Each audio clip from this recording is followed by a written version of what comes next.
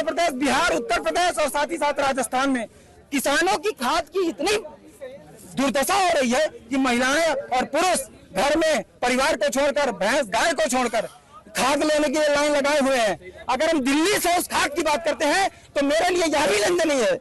आप उस मौके पर जाइए, किसानों की यदि वेदना आपको सुननी और समझनी है तो उस किसान से पूछिए जो लाइन में खड़ा रहता है 7 बजे से लेकर शाम 7 बजे तक, और अगर वो 7 बजे सुबह से 7 बजे तक खड़ा रहता है और उसे सिर्फ यह कह के टाल दिया जाता है कि भाई साहब खाद की बोरियां खत्म हो गई, खाद की बोरियां खत्म हो गई हैं, और बताइए उसका पूरे दिन का हिसाब कौन देगा साहब। यहाँ एक दिन की तिहाड़ी के लिए लोग धरने पर बैठ जाते हैं। कौन सा विपक्ष का नेता वहां पे जाके धरना दे रहा है?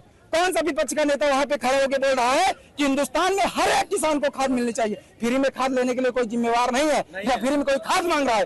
266 रुपए 67 रुपए की एक बोरी यूरिया की मिल रही है और 1365 रुपए बोरी डीएपी की मिल रही है।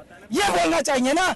इसको बोलने के लिए किसी के अंदर पावर और जज्बा कहाँ है? लोग यहाँ के अपनी अपनी चौकियां चमका रहे हैं, राजनेता आकर के अपनी अपनी चैनल को चला रहे हैं, अपनी अपनी बात को कर रहे हैं। लेकिन हिंदुस्तान में मुझे ऐसा लग रहा है कि हिंदुस्तान में जो मूलभूत चीजें हैं, एक गाँव का प्रधान ये नहीं समझ पा रहा है कि उसके कार्य क्या है, एक विधायक तहसील को नहीं संभाल पा रहा है, तो हम किसी एक व्यक्ति को, प्रधानमंत्री को दोषी नहीं ठहरा रहे। बिल्कुल, अगर इस देश को किसी ने सींचा है तो वो किसान नहीं सींचा। इस देश में अगर किसान ही खुश नहीं है तो पूरा देश खुश नहीं रह सकता।